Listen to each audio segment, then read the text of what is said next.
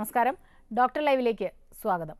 നമ്മൾ സാധാരണയായി കാണുന്ന ചില ആരോഗ്യ പ്രശ്നങ്ങളിൽ ഒന്നാണ് വാദസംബന്ധമായ പ്രശ്നങ്ങൾ. ഇതിൽ തന്നെ പലതരത്തിലുള്ള വാദങ്ങളുണ്ട്. രക്തവാദം വളരെ ഗൗരവമേറിയ ഒരു അസുഖമാണ്. ഇതിനെ പലപ്പോഴും ലക്ഷണങ്ങൾ കൊണ്ട് തിരിച്ചറിയാതെ തന്നെ ചികിത്സ വൈകുകയും വളരെ ഗൗരവമേറിയ ഒരു അവസ്ഥയിലേക്ക് പോവുകയും ചെയ്യുന്നതായി കാണാറുണ്ട്. എന്താണ് യഥാർത്ഥത്തിൽ രക്തവാദം? ഇത് നമ്മുടെ ഏത് അവയവത്തിനെയാണ് ബാധിക്കുന്നത്? ലക്ഷണങ്ങൾ, ചികിത്സകൾ, ഇതെല്ലാം ഇന്നത്തെ ഡോക്ടർ ലൈവിലൂടെ നിങ്ങളോട് സംസാരിക്കുന്നത് എറണാകുളം മെഡിക്കൽ ട്രസ്റ്റിലെ റുമറ്റോളജി വിഭാഗം മേധാവിയായ ഡോക്ടർ ജോർജ് കല്ലറയ്ക്കൽ. നമസ്കാരം ഡോക്ടർ. ഡോക്ടർ, പലപ്പോഴും ഈ രക്തവാദം എന്ന് നമ്മളിങ്ങനെ പറയുന്നത് കേൾക്കും. പഴമക്കാരൊക്കെ ഇങ്ങനെ അത് രക്തവാദത്തിൻ്റെ ആണെന്നൊക്കെ പറയുന്നത് കേൾക്കും. യഥാർത്ഥത്തിൽ എന്താണ് ഈ അസുഖം എന്ന് പലർക്കും അറിയുന്നില്ല. എന്താണ് രക്തവാദം? രക്തവാദം എന്ന് ചുരുക്കത്തിൽ പറഞ്ഞാൽ നമ്മുടെ ബ്ലഡ് വെസൽസ്, രക്തധമനികളിൽ നീർക്കോൾ ഉണ്ടാകുന്നതാണ് രക്തവാദം. അപ്പോൾ നമ്മുടെ നിർണായകമായിട്ടുള്ള അവയവങ്ങളിലെല്ലാം രക്തധമനികളുണ്ട്.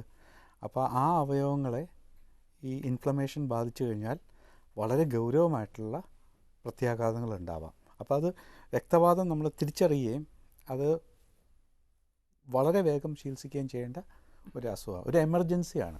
എമർജൻസി ആയിട്ട് ഉള്ളതാണ്. ഇതിൻ്റെ വേറൊരു കാര്യം, വാദം എന്ന് പറയുമ്പോൾ നമ്മൾ പലപ്പോഴും വയസ്സായവരിൽ, മധ്യവയസ്സ് കഴിഞ്ഞവരിലാണ് ഇത് വരുന്നത്. രക്തവാദത്തിൻ്റെ കാര്യത്തിൽ അതെങ്ങനെയാണ്? രക്തവാദം ഒരിക്കലും ഒരു ഏജ് ഗ്രൂപ്പിനെ ലിമിറ്റഡ് അല്ല, അതിനുള്ളിൽ നിൽക്കുന്ന ഒരു കാര്യമല്ല. രക്തവാദം എല്ലാ ഏജ് ഗ്രൂപ്പിലും ഉണ്ടാവാം. അത് തിരിച്ചറിയുകയും വളരെ ഇമ്പോർട്ടൻ്റ് ആണ്. അപ്പം പലപ്പോഴും ആദ്യമേ തുടങ്ങുമ്പം വലിയ ലക്ഷണങ്ങളൊന്നും കാണുകയില്ല. പിന്നെ ആ ഇവൻ്റ് ഉണ്ടാകുമ്പോഴത്തേക്കായിരിക്കും നമ്മൾക്ക് കൂടുതൽ അതിൻ്റെ ആ പ്രത്യാഘാതം മനസ്സിലാകുന്നത്. ഇപ്പോൾ ഒരു സ്ട്രോക്ക് ഉണ്ടാവുക, അല്ലെങ്കിൽ കിഡ്നി ഫെയിൽ ചെയ്യുക. അപ്പോൾ അങ്ങനെയൊക്കെ ഉണ്ടാകുമ്പോഴത്തേക്കായിരിക്കും നമ്മൾ ഇത് രക്തവാദത്തിൻ്റെ ഭാഗമാണ് ചികിത്സിക്കുന്നത്. അപ്പോൾ ആ ഇവൻ്റ് നേരത്തെ നമുക്ക് അറിയാമെങ്കിൽ പ്രിവെൻറ്റ് ചെയ്യാൻ പറ്റും. അതാണ് എൻ്റെ ഉദ്ദേശം. അപ്പോൾ ഏത് പ്രായക്കാരിലും വരുമെന്ന് പറയുമ്പോൾ ചെറുപ്പക്കാരിൽ ഇത് വരുന്നുണ്ട്? കൊച്ചു കുട്ടികളിൽ മുതൽ വരും. ഒരു 6 months ഒക്കെയുള്ള കുട്ടികൾ മുതൽ ഓൾഡ് ഏജിൽ വരെ വരാം. അപ്പം ആ ഉണ്ടാവുന്ന അസുഖങ്ങളുടെ ഇൻസിഡൻസ്, അപ്പോൾ ചില അസുഖങ്ങൾക്ക് ഇന്ന പ്രായക്കാർക്ക് കൂടുതലുണ്ടാവും. ചില ഇപ്പം ജയൻറ്റ് സെൽ ആർത്രൈറ്റിസ് എന്ന് പറയുന്ന അസുഖം ഒരു വാസ്കുലൈറ്റിസ് ആണ്. അത് കൂടുതലും 50-60 വയസ്സ് ഉള്ള ആൾക്കാർക്കാണ് കൂടുതലുണ്ടാകുന്നത്. അതേസമയം കവസാക്കീസ് ഡിസീസ് എന്ന് പറയുന്നത് കുട്ടികളിലുണ്ടാകുന്ന ഒരു അസുഖമാണ്. അപ്പോൾ ഇതെല്ലാം ഒരു വാസ്കുലൈറ്റിസ് ആണ്. പക്ഷേ പല പ്രായത്തിൽ പല അസുഖങ്ങളാണ് ഉണ്ടാകുന്നത്. ഈ വാസ്കുലൈറ്റിസ് ഒരു ബ്രോഡ് നെയിമാണ്. അതിൻ്റെ കീഴിൽ വളരെയധികം ഡിഫറെൻറ്റ് ടൈപ്സ് ഓഫ് രക്തവാദങ്ങളുണ്ട്. അതിൻ്റെ എല്ലാം ഔട്ട്കംസ് ഡിഫറെൻ്റ് ആണ്. അതിൻ്റെ എല്ലാം പ്രൊഗ്നോസിസ് ഡിഫറെൻ്റ് ആണ്. ചിലത് വളരെ നിസ്സാരമായിട്ടുള്ള കാര്യങ്ങളാണ്, താനേ മാറുന്ന പ്രശ്നങ്ങളാണ്. ചിലത് അങ്ങനെയല്ല, അത് തിരിച്ചറിഞ്ഞൊക്കെ ചികിത്സിച്ചില്ലെങ്കിൽ പ്രോബ്ലംസ് ഉണ്ടാക്കും. ഇപ്പോൾ ഡോക്ടർ പറഞ്ഞതനുസരിച്ചിട്ട് പലതരത്തിലുള്ള രക്തവാദങ്ങളുണ്ടല്ലോ. അപ്പോൾ ഇതിൻ്റെയൊക്കെ ലക്ഷണങ്ങൾ വ്യത്യസ്തമായിരിക്കുമോ? ഈ വാതരോഗങ്ങൾക്കെല്ലാം പ്രത്യേകത ചില കോമൺ സിംറ്റംസ് ഉണ്ടാവും. ഒരു ടയർഡ്നെസ്, ജോയിൻറ്റ് പെയിൻസ്. പിന്നെ അത് കഴിഞ്ഞ് ഏതൊക്കെ അവയവങ്ങളെയാണ് ബാധിക്കുന്നത് അതനുസരിച്ചായിരിക്കും പലപ്പോഴും പ്രോബ്ലം ഉണ്ടാകുന്നത്. ഇപ്പോൾ കണ്ണിനെ ബാധിക്കുകയാണെങ്കിൽ കണ്ണിലെ നീർക്കെട്ടും വേദനയും ഒക്കെ ആയിട്ടായിരിക്കും വരുന്നത്. അപ്പം പലപ്പോഴും ആ രോഗിയെ നമുക്ക് റെഫർ ചെയ്യുന്ന ഒഫ്താൽമോളജിസ്റ്റ് ആയിരിക്കും കണ്ടിട്ട് നമ്മുടെ അടുത്ത് വിടുന്നത്. അല്ലെ ലങ്സിനെ ബാധിക്കുക. അങ്ങനെ ആകുമ്പം ശ്വാസം മുട്ടോ അല്ലെങ്കിൽ രക്തം തുപ്പുവോ ഒക്കെ ചെയ്യുമ്പോഴത്തേക്കായിരിക്കും ഇത് വാസ്കുലൈറ്റിസിൻ്റെ ഭാഗമാണെന്ന് മനസ്സിലാക്കുന്നത്. പക്ഷെ ഞാൻ പറയുന്നത് ഈ ആ ഏർലി സ്റ്റേജിൽ തന്നെ നമ്മൾ ഡോക്ടറിനെ പോയി കാണുവാണെങ്കിൽ ഡോക്ടറിന് കൂടുതൽ ഹിസ്റ്ററി എടുക്കാം. നമ്മളോട് കൂടുതൽ സംസാരിക്കുമ്പോൾ ഈ രോഗലക്ഷണങ്ങളുടെ ഓരോ ചെറിയ ക്ലൂസ് നമുക്ക് കിട്ടും. അതിൽ നിന്ന് ഇതെന്ത് അസുഖമാണെന്ന് നമുക്ക് മനസ്സിലാക്കാൻ പറ്റും. അപ്പോൾ ഈ പ്രോബ്ലം ഉണ്ടാകുന്നതിന് മുമ്പേ അതിനെ പ്രതിരോധിക്കാൻ സാധിക്കും. അത് വളരെ ഇമ്പോർട്ടൻ്റ് ആണ് ഈ അസുഖത്തിൽ. നമ്മുടെ ഒരു കോളർ വെയിറ്റ് ചെയ്യുന്നുണ്ട് ഡോക്ടർ. ഹലോ നമസ്കാരം, സംസാരിച്ചോളൂ ഡോക്ടറോട്. ഹലോ നമസ്കാരം. ഹലോ ഡോക്ടർ, എൻ്റെ പേര് അനിൽ. പറയൂ. ഞാൻ കുവൈറ്റിൽ നിന്നാണ് ഡോക്ടറെ വിളിക്കുന്നത്. പറയൂ ഡോക്ടറെ, എനിക്കിപ്പം 45, എന്റെ വയസ്സ് 45 വയസ്സുണ്ട്. ശരി. എന്റെ കൈയുടെ ജോയിന്റ്സ്, കാലിന്റെ മുട്ടിന് അല്ല ഇതുപോലെ ഇത് ഭയങ്കര വേദനയാണ്. ഒരു സാധനം ഇങ്ങനെ എടുക്കാൻ വയ്യ, കൈ കൊണ്ട് എടുക്കാൻ വയ്യ. ഇങ്ങനെ ഇരുന്നിട്ട് എഴുന്നേൽക്കുമ്പോഴൊക്കെ ആ കാലിന്റെ മുട്ടിന് ഭയങ്കര വേദനയുണ്ട്. അപ്പൊ അത് വാദസംബന്ധമായിട്ട് എന്തെങ്കിലും ആണോ എന്നറിയില്ല. പിന്നെ ഞാനൊരു ഹാർട്ട് പേഷ്യന്റ് ആണ്, ഹാർട്ട് ഓപ്പറേഷൻ കഴിഞ്ഞതാണ്. അപ്പൊ ഞാൻ അതിന്റെ മെഡിസിൻ കഴിക്കുന്നൊക്കെ ഉണ്ട്. അതിന്റെ എന്തെങ്കിലും ഇതാണോ ഒന്നും എനിക്കറിയില്ല. ഈ അതിന്റെ ഹാർട്ട് ഒന്ന് പ്രോബ്ലം വിശദീകരിക്കണം. ഹാർട്ട് പ്രോബ്ലംസ് ഉള്ളവർക്ക് ജോയിൻറ്റ് പ്രോബ്ലംസ് ഉണ്ടാകാം. പക്ഷേ ഇപ്പോൾ പറയുന്നത് വാതരോഗത്തിൻ്റെ ലക്ഷണങ്ങളാണ്. അപ്പോൾ നിങ്ങളെ ഒരു നല്ല റുമറ്റോളജിസ്റ്റ് പരിശോധിക്കുകയും നിങ്ങളുടെ കൂടുതൽ രോഗലക്ഷണങ്ങളെ പറ്റി കൂടുതൽ വിവരം മനസ്സിലാക്കിയെടുക്കുകയും ചെയ്യുമ്പോൾ അത് ഒരു നീർക്കെട്ട് കൊണ്ടുണ്ടാകുന്ന ഒരു വാദമാണോ, അതിന് കൂടുതൽ മരുന്നുകൾ വേണോ, അതോ തേയ്മാനത്തിൽ നിന്ന് വന്ന ഒരു പ്രോബ്ലമാണോ, അതിനെങ്ങനെയാണ് അത് കൈകാര്യം ചെയ്യുന്നത്, ഇതൊക്കെ റുമറ്റോളജിയിൽ ഇതിനൊക്കെ ഒരു സൊല്യൂഷനുണ്ട്. പക്ഷേ അത് പ്രോപ്പറായിട്ട് നമ്മളൊരു അതിൻ്റെ ലക്ഷണങ്ങളൊക്കെ ആരാഞ്ഞെടുത്ത് അതിൻ്റെ ആ വിശദാംശങ്ങളെല്ലാം മനസ്സിലാക്കി വേണം നമുക്ക് ഒരു ഡയഗ്നോസിസിലെത്താനും പിന്നെ ഒരു ട്രീറ്റ്മെൻറ്റ് പ്ലാൻ മുന്നോട്ട് കൊണ്ടുപോകാനും ഇത് ഒന്നെങ്കിൽ തീർത്തും മാറ്റിയെടുക്കാനോ അല്ലെങ്കിൽ ഇത് പ്രോഗ്രസ് ചെയ്യുന്നത് നമുക്ക് അതിൻ്റെ ആ പ്രോഗ്രഷൻ നിർത്താനോ ഉള്ള മാർഗ്ഗങ്ങൾ കണ്ടുപിടിക്കാൻ പറ്റും. ഓക്കെ ഡോക്ടർ, ഇപ്പോൾ നേരത്തെ പറഞ്ഞു ശ്വാസം മുട്ടൽ, ചിലപ്പോഴൊക്കെ രക്തം ഛർദ്ദിക്കുന്ന ഒരവസ്ഥ, ഇതൊന്നും ഒരിക്കലും വാദസംബന്ധമായിട്ടുള്ള ഒരു പ്രശ്നമാണെന്ന് നമ്മൾ തെറ്റിദ്ധരിക്കുന്നില്ല. അപ്പോൾ ശരിക്കും പറഞ്ഞാൽ ആരിലാണ് ഈ അസുഖം വരാൻ സാധ്യത എന്ന് പറയാൻ പറ്റും? ഞാൻ നേരത്തെ പറഞ്ഞ പോലെ എല്ലാ പ്രായക്കാർക്കും ഉണ്ടാകാം. അപ്പോൾ ഒരു രോഗിക്ക് ഈ വാദസംബന്ധമായിട്ടുള്ള അസുഖമുള്ളപ്പോൾ ഈ ശ്വാസകോശം മാത്രമല്ല യൂഷ്വലി എഫക്റ്റഡ്. പലപ്പോഴും നമ്മൾ ഒരു സൂപ്പർഫിഷ്യലായിട്ട് നോക്കി പോകുമ്പോൾ മാത്രമേ ഇത് ലങ് പ്രോബ്ലം ആണെന്നുള്ള രീതിയിൽ അങ്ങ് കൺക്ലൂഡ് ചെയ്യുന്നത്. പക്ഷേ നമ്മൾ കൂടുതൽ ചോദ്യങ്ങൾ ചോദിക്കുമ്പോൾ നിങ്ങൾക്ക് ടയർഡ്നെസ് ഉണ്ടോ, ജോയിൻറ്റിന് വേദനയുണ്ടോ, ജോയിൻറ്റ് നീർക്കെട്ടുണ്ടാവാറുണ്ടോ, മൂത്രം ഒഴിക്കുമ്പോൾ രക്തത്തിൻ്റെ അംശമുണ്ടോ, ഇങ്ങനെ കണ്ണിൽ എന്തെങ്കിലും ബുദ്ധിമുട്ടുണ്ടോ. അപ്പോൾ ഈ ചോദ്യങ്ങൾ ചോദിക്കുമ്പോൾ പല കാര്യങ്ങൾ ഇതിൽ നിന്ന് നമുക്ക് ക്ലൂസ് കിട്ടുവാണ്. അപ്പോൾ അങ്ങനെയാണ് ഇത് രക്തവാതം ആവാൻ സാധ്യതയുള്ളതെന്ന് നമ്മൾ മനസ്സിലാക്കിയെടുക്കുന്നത്. അല്ലാണ്ട് പ്രഥമദൃഷ്ട്യാ ഒരു ലങ് പ്രോബ്ലം വരുന്നതെല്ലാം രക്തവാദം എന്ന് പറയാൻ പറ്റില്ല. മറ്റൊന്ന് രോഗനിർണയമാണ്. രോഗനിർണയം ഇപ്പോൾ ക്ലിനിക്കലി ഡയഗ്നോസിസ് ചെയ്യുന്നു. അതല്ലാതെ ഏതെല്ലാം തരത്തിലുള്ള രോഗനിർണയ മാർഗങ്ങളുണ്ട്? ക്ലിനിക്കൽ ഹിസ്റ്ററി റുമറ്റോളജിയിൽ വളരെ ഇമ്പോർട്ടൻ്റ് ആണ്. കാര്യം രോഗിയോട് സംസാരിച്ച് ആ രോഗിയുടെ രോഗലക്ഷണങ്ങളും അതെങ്ങനെ എവിടുന്ന് സ്റ്റാർട്ട് ചെയ്തു, ആദ്യമത്തെ സിംറ്റംസ് എന്താണ്, അതെങ്ങനെ പ്രോഗ്രസ് ചെയ്തു എന്നത് വളരെ റെലവൻ്റ് ആയിട്ടുള്ളൊരു കാര്യമാണ്. അത് കഴിഞ്ഞിട്ടാണ് നമ്മൾ കൂടുതൽ ടെസ്റ്റുകൾ ചെയ്യുന്നത്. അല്ലാണ്ട് ബ്ലാങ്കറ്റായിട്ട് നമ്മൾ കുറേ ബ്ലഡ് ടെസ്റ്റും കുറേ എക്സ്റേയും കുറേ സ്കാനും ചെയ്താൽ രോഗമൊന്നും കണ്ടുപിടിക്കാൻ പറ്റില്ല. അപ്പോൾ ആ ടാർഗറ്റഡ് ആയിട്ട് വേണം നമ്മൾ ഇൻവെസ്റ്റിഗേഷൻ ചെയ്യാൻ. അപ്പോൾ ആ ഹിസ്റ്ററി ഇമ്പോർട്ടൻ്റ് ആണ്. പിന്നെ ഇതിന് വ്യക്തമായിട്ടുള്ള ടെസ്റ്റുകളുണ്ട്. ആ ടെസ്റ്റുകൾ പോസിറ്റീവ് ആണെങ്കിൽ അതിന് പ്രത്യാഘാതങ്ങളുണ്ട്. അതായത് ഇത് ഗൗരവമേറിയ അസുഖമാണ്, ഗൗരവം കുറഞ്ഞ അസുഖമാണ്. ബയോപ്സി ചെയ്യും, ഇപ്പോൾ സ്കിൻ ബയോപ്സി ചെയ്യും, അല്ലെങ്കിൽ റീനൽ ബയോപ്സി ചെയ്യും, ലങ് ബയോപ്സി ചെയ്യും. ബയോപ്സി ചെയ്യാവുന്ന ഓർഗനിൽ നിന്ന് നമ്മൾ ബയോപ്സി ചെയ്യും. അത് വളരെ ഇമ്പോർട്ടൻ്റ് ആണ്. പക്ഷേ ഇതിനെല്ലാം ഇമ്പോർട്ടൻ്റ് ആയിട്ട് മനസ്സിലാക്കേണ്ട ഈ ആദ്യമായിട്ട് രോഗം ഉണ്ടാകുമ്പോൾ പലപ്പോഴും ടെസ്റ്റുകൾ നെഗറ്റീവായിരിക്കും. പക്ഷേ ഡോക്ടറിന് നല്ല ഒരു ഇൻറ്റ്യൂഷൻ ഉണ്ടായിരിക്കും ഈ അസുഖം ഇന്നതാവാനാണ് സാധ്യത.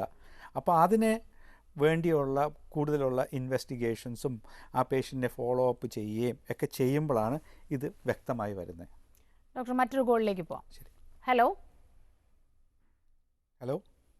ആ കോള് കട്ടായി. ഡോക്ടർ, ഇപ്പോൾ രക്തവാതം എന്ന് പറയുമ്പോൾ ഇപ്പോൾ ഒരു രോഗിക്ക് രക്തവാതമുണ്ട് എന്ന് നമ്മൾ കണ്ടു, പല ലക്ഷണങ്ങൾ കൊണ്ടാണ് വന്നത്. ആദ്യപടി എന്താണ് ചികിത്സ? ആദ്യമേ ആ രോഗിയെ അവരുടെ ഓർഗൻസിന് എന്തെങ്കിലും ഡാമേജ് വരാൻ സാധ്യതയുണ്ടോ? ഇപ്പം കണ്ണിൽ ആണെങ്കിൽ അവർക്ക് ബ്ലൈൻഡ്നെസ് ഉണ്ടാവാൻ സാധ്യതയുണ്ടോ? കിഡ്നിയെ ബാധിച്ചിട്ടുണ്ട്, കിഡ്നി ഫെയിലിയർ ഉണ്ടാവാൻ സാധ്യതയുണ്ടോ? ലങ്സിനെ ബാധിച്ചിട്ടുണ്ടെങ്കിൽ ഹാർട്ട്, അപ്പോൾ ആ ഓർഗൻ്റെ ഫങ്ഷൻ കോംപ്രമൈസ്ഡ് ആവുന്നുണ്ടോ? വളരെ ഇമ്പോർട്ടൻ്റ്. പ്രത്യേകിച്ച് ലൈഫിന് ത്രെട്ടുണ്ടോ? അതൊക്കെ വളരെ ഇമ്പോർട്ടൻ്റ്. അപ്പോൾ ആ എമർജൻസി ആയിട്ട് ആ രോഗിക്ക് നമ്മൾ മരുന്ന് കൊടുത്ത് അവരെ രക്ഷിക്കുകയാണ് ചെയ്യേണ്ടത്. ആദ്യമത്തെ നമ്മുടെ ജോലി അതാണ്. രണ്ടാമത് ആ പേഷ്യൻ്റ് സ്റ്റേബിളായി കഴിയുമ്പോൾ ആ പേഷ്യൻറ്റിനോട് ഈ രോഗത്തെപ്പറ്റി പറഞ്ഞ് മനസ്സിലാക്കണം. പലർക്കും ഇതിനെപ്പറ്റി ഒന്നും അറിയാൻ പാടില്ല. അപ്പോൾ രോഗത്തെപ്പറ്റി ഒട്ടും അറിയാൻ പാടില്ലെങ്കിൽ നമ്മൾ ചികിത്സിച്ചാലും ഭേദമാവണമെന്നില്ല. അപ്പോൾ ആ രോഗിയെ ആദ്യമേ ഈ രോഗത്തെപ്പറ്റി പറഞ്ഞ് മനസ്സിലാക്കുക, പിന്നീടാണ് നമ്മൾ ചികിത്സകളിലേക്ക് മാറുന്നത്. നമുക്ക് അടുത്ത കോളിലേക്ക് പോകാം. Doctor, hello. ഹലോ. ഡോക്ടറോട് സംസാരിച്ചോളൂ. ഡോക്ടർ, എനിക്ക് ഹലോ പറഞ്ഞോ. എനിക്ക് കാലിന്റെ മുട്ടിലും കൈന്റെ മുട്ടിലും ഒക്കെ നീരുണ്ട്. വിരലുകൾക്ക് വരെ വേദനകളാണ് ജോയിന്റില്. അതിപ്പോ വാദത്തിൽ പെട്ടതാണെന്ന് നോക്കിയിട്ടൊന്നുമില്ല. എത്ര വയസ്സുണ്ട്? 51. തീർച്ചയായിട്ടും അത് വാദമാണ്. റുമറ്റോളജിസ്റ്റിനെ കാണിക്കണം. ജോയിൻസിൽ നീരും ഇതുപോലെ ബുദ്ധിമുട്ടുള്ള ജോയിൻസിൽ തീർച്ചയായിട്ടും യാതൊരു സംശയമില്ല അത് വാദമാവാനാണ് സാധ്യത. ഓക്കെ ഡോക്ടർ, ഇപ്പം വാദം പലതരത്തിലുള്ളതിനെ പറ്റി നമ്മൾ ഈ കാലാവസ്ഥ മാറുന്നതിനനുസരിച്ച് ചിലപ്പോൾ കൂടിയും കുറഞ്ഞൊക്കെ ഇരിക്കും. രക്തവാദത്തിൻ്റെ പ്രത്യേകത എങ്ങനെയാണ്? രക്തവാദം ഇതിനേക്കാട്ടിലും ഒക്കെ അപ്പുറത്ത് വളരെ ഗൗരവമുള്ളൊരു അസുഖമാണ്. നമ്മൾ സാധാരണ ഈ തണുപ്പുണ്ടാവുമ്പോൾ അതിന് വളരെ സയൻറ്റിഫിക് ആയിട്ടുള്ള റീസൺസ് ഉണ്ട്. Why someone experiences more pain, കൂടുതൽ വേദന, ഈ തണുപ്പ് കാലങ്ങളിൽ കൂടുതൽ വേദന ഉണ്ടാകുന്നതിന് വ്യക്തമായിട്ടുള്ള കാരണങ്ങളുണ്ട്. അപ്പോൾ തണുപ്പ് രാജ്യങ്ങളിൽ ഇത് കൂടുതൽ നമ്മൾ കാണാറുണ്ട്. കാര്യം രോഗികൾക്ക് വേദന കൂടുതൽ അനുഭവപ്പെടാറുണ്ട്. നമ്മുടെ നാട്ടിൽ ശരിക്കും അത് നമുക്കൊരു കൗണ്ടർ പ്രൊഡക്റ്റീവാണ്. കാര്യം രോഗി എങ്ങനെയെങ്കിലും തട്ടിമുട്ടി കാര്യങ്ങൾ കൊണ്ടുപോയി അവസാനം ഒരു ക്രൈസിസിലെത്തി കഴിയുമ്പോഴത്തേക്കായിരിക്കും നമ്മുടെ അടുത്ത് എത്തുന്നത്. ശരിക്കും that is not a good thing. കാര്യം ആ രോഗിയെ നേരത്തെ കണ്ടാൽ നമുക്ക് ഒത്തിരിയേറെ ഹെൽപ്പ് കൊടുത്ത് സോർട്ട് ഔട്ട് ചെയ്യാവുന്ന കാര്യങ്ങളാണ്. മാത്രമല്ല പണച്ചെലവും കുറവാണ്. നമ്മൾ ഈ പ്രോബ്ലംസ് ഉണ്ടായിക്കഴിഞ്ഞാൽ ഓർഗനെയൊക്കെ എഫക്റ്റ് ചെയ്ത് കഴിഞ്ഞാൽ അതിൻ്റെ ഇൻവെസ്റ്റിഗേഷൻസ്, അതിൻ്റെ ട്രീറ്റ്മെൻറ്റ് ഒക്കെ വളരെ എക്സ്പെൻസീവായിട്ട് വരും. അതേസമയം വളരെ തുച്ഛമായിട്ടുള്ള രീതിയിൽ നമുക്ക് മറ്റേ കാര്യങ്ങൾ പ്രതിരോധിക്കാൻ സാധിക്കും.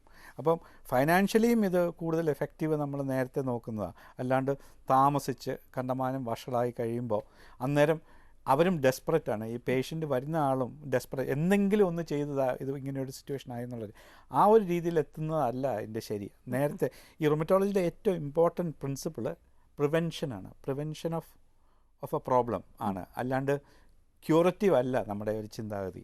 ഓക്കെ, മറ്റൊന്ന്, ഇപ്പോൾ നമ്മൾ സന്ധിവാദത്തിൻ്റെ കാര്യമൊക്കെ പറയുമ്പോൾ പലപ്പോഴും ഒരു ഹിസ്റ്ററി ചോദിക്കും. വീട്ടിൽ ആർക്കെങ്കിലും ഉണ്ടോ? ചിലർ പറയണേക്കാം അച്ഛനുണ്ടായിരുന്നു, മക്കൾക്കുണ്ട്. അപ്പോൾ ഈ രക്തവാദത്തിൻ്റെ കാര്യത്തിൽ അങ്ങനെ ഒരു പാരമ്പര്യ ഘടകമുണ്ടോ? ഓക്കെ, എല്ലാ റുമറ്റോളജിക്കൽ ഇൽനെസ്സസും അതിനൊരു കമ്പോണൻ്റ് ഉണ്ട്, ഹെറിഡിറ്ററി കമ്പോണൻ്റ് ഉണ്ട്. പക്ഷേ കൂടുതലും വാസ്കുലൈറ്റിസ്, രക്തവാദങ്ങൾ ഉണ്ടാവുന്നത് പലപ്പോഴും ഒരു ഇൻഫെക്റ്റീവ് എറ്റിയോളജിയിൽ നിന്നാണ്. ഒരു ക്രോണിക് ഇൻഫെക്ഷനോ അല്ലെങ്കിൽ അതിൻ്റെ ഒരു റിയാക്ഷനായിട്ടാണ് പലപ്പോഴും ഉണ്ടാവുന്നത്. പുതിയ പുതിയ റിസർച്ചുകൾ അങ്ങനെയാണ് നമുക്ക് എന്താ പറയുക സയൻറ്റിഫിക് ക്ലൂസ് തരുന്നത്. അതായത് ഇൻഫെക്ഷനിൽ നിന്നാണ് പലപ്പോഴും ഉണ്ടാകുന്നതെന്ന്. അപ്പോൾ ഈ സന്ധിവാദം രക്തവാദവുമായിട്ട് it is a big difference between the two. One is ഒരു ബിനൈൻ ആയിട്ടുള്ളൊരു പ്രോബ്ലമാണ്, one is a life threatening, organ threatening disease. അപ്പം രണ്ടും ആ ഒരു കാഴ്ചപ്പാട് തന്നെ കാണണം. അത്രയും ഗൗരവത്തോടു കൂടി തന്നെ ഇതിനെ കാണണം അല്ലേ ഡോക്ടർ? നമുക്കൊരു ഇടവേളയ്ക്ക് ശേഷം തിരികെ വരാം. ഡോക്ടർ ലൈവിൽ ഒരു ഇടവേള.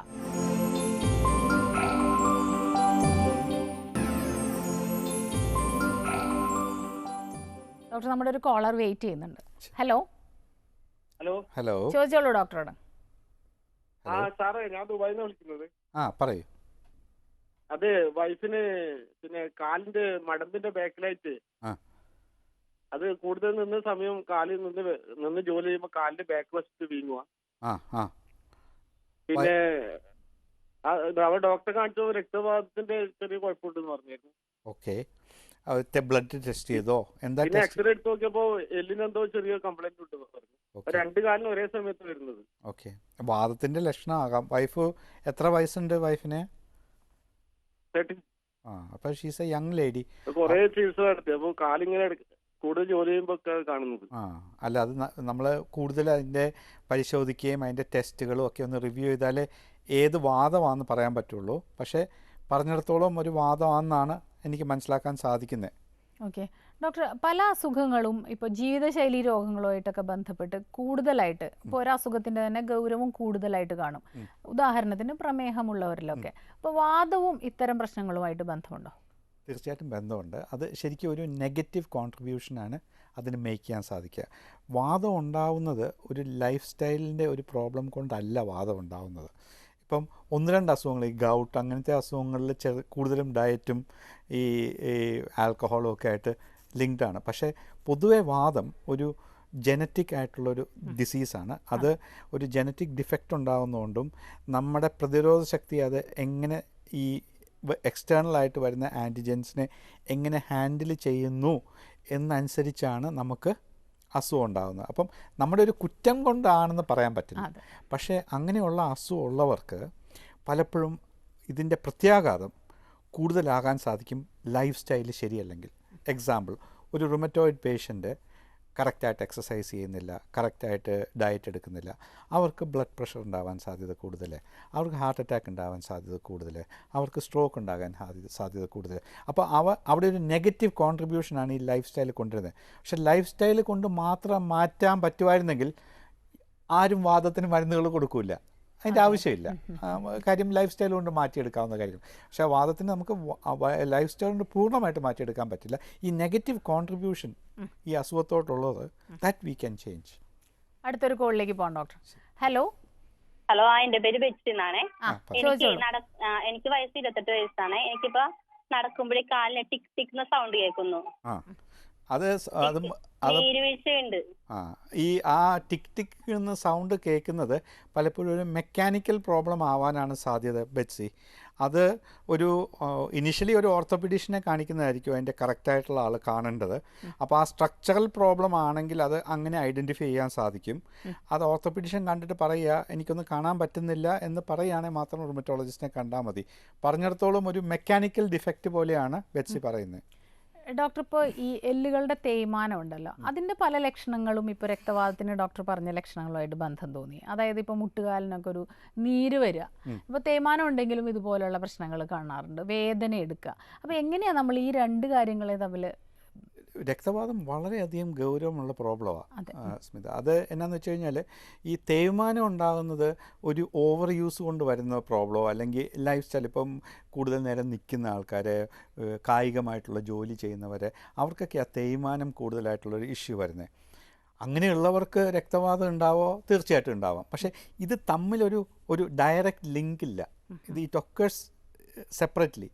അപ്പം ഈ രക്തവാതമുള്ള ആൾക്ക് സന്ധിവാതം ഉണ്ടെങ്കിൽ പുള്ളിക്കാരൻ്റെ ലൈഫ് സ്റ്റൈൽ തീർച്ചയായിട്ടും എഫക്റ്റഡ് ആയിരിക്കും. കാര്യം പുള്ളി ആവശ്യത്തിന് നടക്കത്തില്ല, എക്സസൈസ് എടുക്കത്തില്ല. അപ്പം ഈ രക്തവാതത്തിൻ്റെ ഔട്ട്കമ്മിനെ ഈ സന്ധിവാതം ബാധിക്കുക തന്നെ ചെയ്യും. ഓക്കെ, ഇപ്പോൾ രക്തവാതത്തിനെ കുറിച്ച് പറഞ്ഞപ്പോൾ പ്രിവെൻഷനാണ് ഏറ്റവും പ്രധാനം എന്ന് ഡോക്ടർ പറഞ്ഞല്ലോ. ഇപ്പോൾ വൺസ് ഇത് വന്നു കഴിഞ്ഞവർക്ക് പല അസുഖങ്ങളും നമ്മൾ ജീവിതകാലം മുഴുവൻ മരുന്ന് കഴിക്കുന്ന ഒരവസ്ഥയുണ്ട്. രക്തവാതത്തിൻ്റെ കാര്യത്തിൽ അതെങ്ങനെയാണെന്ന്? രക്തവാതം actually that is the good thing about രക്തവാതം. ഇറ്റ് ഈസ് ഒരു 70-80% ഓഫ് ദ ഡിസീസ് നമുക്ക് ക്യൂർ ചെയ്തെടുക്കാം. ഇച്ചിരി നാൾ മരുന്ന് കഴിക്കേണ്ടി വരും. ആ റിമിഷനിൽ പോയി കഴിഞ്ഞാൽ പൊതുവെ disease will not come back, generally speaking. പക്ഷേ ആ വ്യക്തിക്ക് അത് വന്നതിൻ്റെ ആ പ്രീ ഡിസ്പൊസിഷൻ, ആ ജനറ്റിക് ഡിഫക്റ്റും ആ ഇമ്മ്യൂൺ പ്രോസസ്സിങ്ങും ആ ഡിഫക്റ്റ് ഉള്ളിൽ കിടക്കുക. അപ്പോൾ ഇത് ഉണ്ടാവാനുള്ള സാധ്യതയുണ്ട്. അപ്പോൾ പീരിയോഡിക്കലി ഒരു റുമറ്റോളജിസ്റ്റിനെ കണ്ട് റിവ്യൂ ചെയ്ത് എങ്ങനെയുണ്ട്, കാര്യങ്ങളൊക്കെ നോർമലാണോ എന്ന് നോക്കുന്നത് നന്നായിരിക്കും. പക്ഷേ പലപ്പോഴും അങ്ങനെ മരുന്ന് ആയിട്ട് കൊടുക്കേണ്ടി വരത്തില്ല. That is A good thing about vasculitis. അടുത്തൊരു കോളിലേക്ക് പോകാം ഡോക്ടർ. ഹലോ ഹലോ, ഡോക്ടറോട് സംസാരിച്ചോളൂ. ഡോക്ടർ, എന്റെ പേര് റേച്ചൽ തോമസ് എന്നാണ്. ഞാൻ കുടശനാട്ടെന്ന് വിളിക്കുന്നത്. എന്റെ കാലിന്റെ മുട്ടിന് ഭയങ്കര വേദനയും എന്റെ കാലിൽ രണ്ടിന്റെ വേരിക്കോസ് നരമ്പുകൾ ഇങ്ങനെ പിടിച്ചു കിടക്കുന്നതായ അനുഭവം ഉണ്ട്. ഭയങ്കര വേദനയാണ്. അതിനെന്തെങ്കിലും ഒരു... എത്ര വയസ്സുണ്ട്? എനിക്ക് 38 വയസ്സുണ്ട്.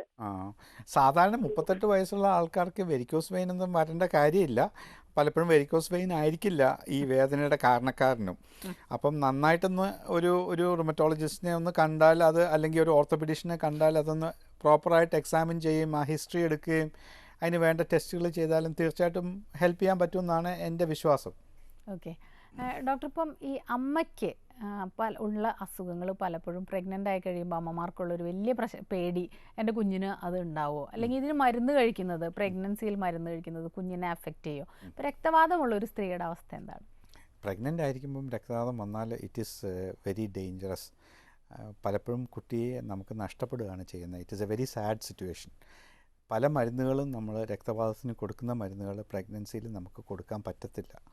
അതുകൊണ്ടാണ് ഇത് ഇത്രയും ഗൗരവവും ഭീകരവുമായിട്ടുള്ള ഒരു അസുഖമായി മാറുന്നത്. അപ്പം അങ്ങനെയുള്ള രോഗികൾക്ക് we have to take extra attention.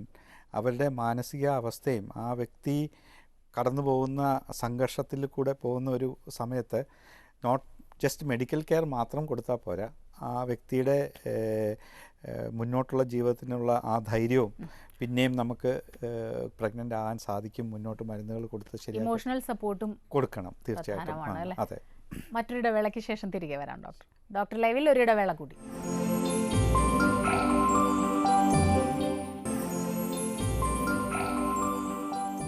ഡോക്ടറിലേക്ക് തുടരുന്നു. ഡോക്ടർ ഇപ്പോൾ പറഞ്ഞു തികച്ചും പൂർണ്ണമായിട്ട് ഭേദമാക്കാവുന്ന ഒരു അസുഖം തന്നെയാണ്, എന്നാൽ വളരെ ഗൗരവമുള്ള അസുഖമാണ്. ഇതിൻ്റെ ഒരു സങ്കീർണത എന്താണ്? സങ്കീർണത എന്താണെന്ന് വെച്ചാൽ ഓർഗൻസിനെ എഫക്റ്റ് ചെയ്ത് കഴിഞ്ഞാൽ അന്നേരമാണ് ഇത് കോംപ്രമൈസ്ഡ് ആവുന്നത്. അപ്പോൾ ഒരു കിഡ്നിയെ ബാധിച്ചു കഴിഞ്ഞാൽ കിഡ്നി ഫങ്ഷൻ കോംപ്രമൈസ്ഡായി. ആദ്യത്തെ കാലഘട്ടങ്ങളിൽ ചിലപ്പോൾ നമുക്ക് ഡയാലിസിസ് ഒന്നും ഇല്ലാണ്ട് മാനേജ് ചെയ്യാൻ പറ്റുമായിരിക്കും. പിന്നീട് അത് ഡയാലിസിസിലേക്ക് മാറി, പിന്നീട് ട്രാൻസ്പ്ലാന്റ് ആയി. പിന്നെ ഈ ട്രാൻസ്പ്ലാന്റ് ടിഷ്യൂവിൽ തന്നെ രണ്ടാമതുണ്ടാവാനും സാധ്യതയുണ്ട്. അപ്പോൾ അങ്ങനെയുള്ളൊരു സാഹചര്യം ഒഴിവാക്കുകയാണ് നമ്മൾ ചെയ്യേണ്ടത്. അതുപോലെ കണ്ണിന് വന്നു കഴിഞ്ഞാൽ if you end up blind, പിന്നെ അത് റിവേഴ്സബിൾ അല്ല. Whether you can do anything, ഒന്നും ചെയ്യാൻ പറ്റത്തില്ല. ലിറ്ററലി ആ വ്യക്തി ആ വശം ആ കണ്ണ് പോയി എന്നുള്ളതാണ്. അപ്പോൾ അങ്ങനെ ഉണ്ടാവാതിരിക്കുന്നത് വളരെ ഇമ്പോർട്ടൻ്റ് ആണ്. അപ്പോൾ അത് നേരത്തെ ഐഡൻറ്റിഫൈ ചെയ്താൽ ആ പ്രോബ്ലം നമുക്ക് സോൾവ് ചെയ്യാൻ പറ്റും. ബ്രെയിനിന് വന്നാലും അങ്ങനെ തന്നെ. ബ്രെയിനിന് സാധാരണ വരുന്നത് സ്ട്രോക്ക്, ചിലപ്പോൾ എൻസെഫലോപ്പതി ആയിട്ട് കോമാറ്റോസ് ആയിട്ട് പേഷ്യൻ്റ് പോവുമോ അല്ലെങ്കിൽ അങ്ങനെ ഫിറ്റ്സ് ആയിട്ട് വരുമോ ഒക്കെയാണ് സാധാരണ ചെയ്യാറുള്ളത്. അങ്ങനെ ഉണ്ടാകുമ്പോൾ അതിന് നമുക്ക് മരുന്ന് കൊടുത്താൽ അത് പ്രിവെൻറ്റ് ചെയ്യാം. പിന്നെ കാര്യം ആ വ്യക്തി ട്രീറ്റ് ചെയ്യാതെ വന്നു കഴിഞ്ഞാൽ പിന്നീട് കുറച്ചുകൂടി ഡീപ്പർ കോമയിലും റെസ്പിറേറ്ററി ഫെയിലിയറും അങ്ങനെ ഡിറ്റീറിയേറ്റ് ചെയ്യാണ് ചെയ്യുന്നത്. പക്ഷെ വളരെ നിർഭാഗ്യകരമായ ഒരു കാര്യം എന്ന് പറഞ്ഞാൽ നമ്മൾ കിഡ്നിക്ക് പ്രശ്നം ഉണ്ടാകുന്നതിനെക്കുറിച്ച് സംസാരിക്കുമ്പോൾ ബ്രെയിനിന്, ഹാർട്ടിന് ഒരിക്കലും ഇതിൻ്റെ ഒരു കാരണമായിട്ട് രക്തവാതത്തിനെ പറഞ്ഞു കേട്ടിട്ടില്ല. പ്രമേഹത്തിനെ വലിയൊരു കാരണമായിട്ട് പറയും, ഉയർന്ന രക്തസമ്മർദ്ദം പറയും, പലതരം പ്രശ്നങ്ങൾ പറയും. ഒരിക്കലും രക്തവാതം ഇതിനൊക്കെ കാരണമാകുന്നു എന്ന് എനിക്ക് തോന്നുന്നു. ഇതിനെക്കുറിച്ചുള്ളൊരു ധാരണ വളരെ കുറവാണോ നമ്മുടെ സമൂഹത്തിൽ? തീർച്ചയായിട്ടും. അത് even among treating physicians sometimes it is overlooked. ഞാൻ പണ്ട് സ്മിതയോട് പറഞ്ഞ പോലെ ഈ റുമറ്റോളജി എന്ന് പറയുന്ന ഒരു സ്പെഷ്യാലിറ്റി മെഡിക്കൽ സ്കൂളിൽ പോലും ചുവന്നേരെ പഠിപ്പിക്കാറില്ല. അത് പ്രത്യേകിച്ച് നമ്മുടെ ഇന്ത്യയിലെ ഒരു സ്ഥിതി അതാണ്. അത് ഇരിക്കുന്നതാണ് ഏറ്റവും വലിയൊരു പ്രോബ്ലം. പലപ്പോഴും ഇതിന് ചികിത്സയില്ല. I have heard so many people say ഇതിന് ചികിത്സയില്ല എന്നുള്ള രീതിയിൽ പറഞ്ഞു. But that is not true. ഇതിന് ചികിത്സയുണ്ട്. You can make a difference. പക്ഷേ ആ ടൈംലി ഇൻ്റർവെൻഷനാണ് എപ്പോഴും ഇമ്പോർട്ടൻറ്റ്. ഇപ്പോൾ ഒരു സ്ട്രോക്ക് വന്ന ആൾക്ക് ആ 4 hours ചെന്നാൽ you can almost completely reversible ആണ്. അതേസമയം കംപ്ലീറ്റ്ലി പാരലൈസ്ഡ് ആയിപ്പോയി കഴിഞ്ഞാൽ ആ കോൺസിക്വൻസുമായിട്ട് ആ വ്യക്തി ജീവിക്കുകയാണ് പിന്നീട്. അപ്പോൾ അത് ഇറ്റ് ഈസ് പ്രിവെൻറ്റബിൾ. ഇതൊരു പ്രോബ്ലം ഇസ് പ്രിവെൻറ്റബിൾ. അപ്പോൾ എന്തെങ്കിലും ഒരു സംശയം തോന്നിയാൽ നമ്മൾ കണ്ട് ആ ഒരു ബുദ്ധിമുട്ടേ ഉള്ളൂ. You can say yes or no pretty much. ചോദിക്കുമ്പോൾ കാര്യങ്ങൾ ചോദിച്ച് മനസ്സിലാക്കും. പിന്നെ അത് സംശയം ഉണ്ടെങ്കിൽ കുറച്ച് ഫോളോ അപ്പ് ചെയ്താൽ മതി. But you are already in the system. ആ ഒരു സിസ്റ്റത്തിലായി. അപ്പം നമുക്ക് മോണിറ്റർ ചെയ്യാനും അതിൻ്റെ ടെസ്റ്റ് ചെയ്യാനും ഉള്ള ഫെസിലിറ്റി. അപ്പോൾ ആ ഒരു ബാഡ് ഇവൻറ്റ് ഉണ്ടാകുന്നതിന് മുമ്പ് തന്നെ നമുക്ക് ഇൻ്റർവീൻ ചെയ്യാൻ പറ്റും. മറ്റൊന്ന് രോഗിക്ക് ഇതിനെക്കുറിച്ചിട്ടുള്ള ഒരു അറിവുണ്ടാവും. അതെ, ഞാൻ എപ്പോഴും എൻ്റെ കൺസൾട്ടേഷൻസിൽ എൻ്റെ one of the important things that I do is educate patients. കാര്യം നമ്മൾ അവർക്ക് അറിവ് പകർന്നു കൊടുക്കുക. നിങ്ങളുടെ അസുഖം ഇതാണ്, ഇങ്ങനെയാണ് ഇതിൻ്റെ കാര്യങ്ങൾ, ഇതിനു വേണ്ടിയാണ് ടെസ്റ്റ് ചെയ്യുന്നത്, ആ ടെസ്റ്റ് ചെയ്യുന്നതുകൊണ്ട് എന്ത് പ്രയോജനം. അങ്ങനെ അവരെയും ബോധവൽക്കരിച്ചാൽ മാത്രമേ അവർക്ക് അവരുടെ ട്രീറ്റ്മെൻറ്റിൽ പാർട്ടിസിപ്പേറ്റ് ചെയ്യാൻ പറ്റുള്ളൂ. അവരുടെ ട്രീറ്റ്മെൻറ്റിൽ പാർട്ടിസിപ്പേറ്റ് ചെയ്യാൻ മാത്രമേ ഔട്ട്കം വ്യത്യാസമാവുള്ളൂ. ഞാനിത് പറയുന്നു, നിങ്ങൾ ഈ മരുന്നെടുക്കുമെന്ന് പറഞ്ഞു കഴിഞ്ഞാൽ മിക്കവാറും അത് വർക്ക് ചെയ്യാറില്ല, ഔട്ട്കമ്മും ബാഡ് ആവാറേ ഉള്ളൂ. ശസ്ത്രക്രിയ വേണ്ടി വരുന്ന അവസ്ഥകളുണ്ടാവുന്നുണ്ടോ? Of course. ഇപ്പോൾ അയോട്ടയെ ബാധിക്കുക, അങ്ങനെ കോംപ്ലിക്കേഷൻസ് ഉണ്ടാവുക. അപ്പോൾ അങ്ങനെയൊക്കെ ആകുമ്പോഴത്തേക്ക് വെസൽസിനെ നമ്മൾ റീകൺസ്ട്രക്റ്റ് ചെയ്യുകയോ ഡാമേജ്ഡ് വെസൽസിനെ സോർട്ട് ഔട്ട് ചെയ്യുകയോ ഒക്കെ ചെയ്യേണ്ടി വരും. ചിലപ്പോൾ ഓട്ടം നിന്ന് പോവുകയോ. അപ്പോൾ അത് ടു ട്രൈ ആൻഡ് റീകാനുലൈറ്റ് ചെയ്യാനായിട്ടോ ഒക്കെ നമ്മൾ we will give medicines or even surgical help correct ചെയ്യാനായിട്ട്, ആ കോൺസിക്വൻസസ് കറക്റ്റ് ചെയ്യാനായിട്ട്. സോ സർജറിക്ക് റോളുണ്ട്. പക്ഷേ ഇറ്റ് ഇസ് ട്രൈ റെസ്ക്യൂ ആണ് അതിന് കൂടുതലും. സാൽവേജ് ആണ് rather than primary mode of treatment അല്ല, സാൽവേജ് ആണ് എപ്പോഴും കൂടുതൽ. മറ്റൊന്ന്, ഇപ്പോൾ വൈദ്യശാസ്ത്രം വളരെയധികം പുരോഗമിച്ചിട്ടുണ്ട്. മുൻകാലങ്ങളിൽ നിന്ന് എന്താണ് ഇപ്പോഴുള്ള ഈ രക്തവാതം ബാധിക്കുന്ന നിരക്കുകളുടെ ഒരു അവസ്ഥ? അവയർനെസ് കൂടുതലുള്ളതുകൊണ്ട് we are seeing patients earlier.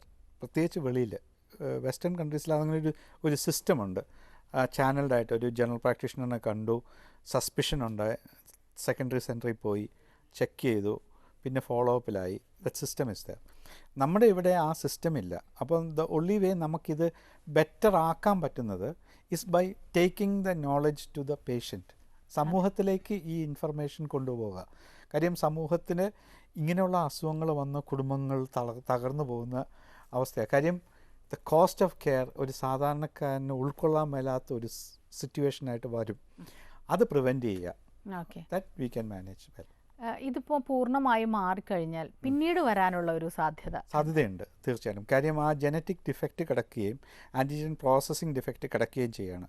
പക്ഷേ അങ്ങനെ വരികയാണെങ്കിൽ തന്നെ if the patient is under regular follow up, അപ്പോൾ 6 മാസത്തിൽ ഒരിക്കലോ വർഷത്തിലൊരിക്കലോ ഡോക്ടറിനെ കാണുന്നു, നമ്മൾ മാനേജ് ചെയ്ത് പോകുന്നു എങ്കിൽ അതിൻ്റെ ഇനിഷ്യൽ ഫേസിൽ തന്നെ ഇത് പിടിക്കുകയും അതിനെ കൺട്രോൾ ചെയ്യുകയും ചെയ്യാൻ സാധിക്കും.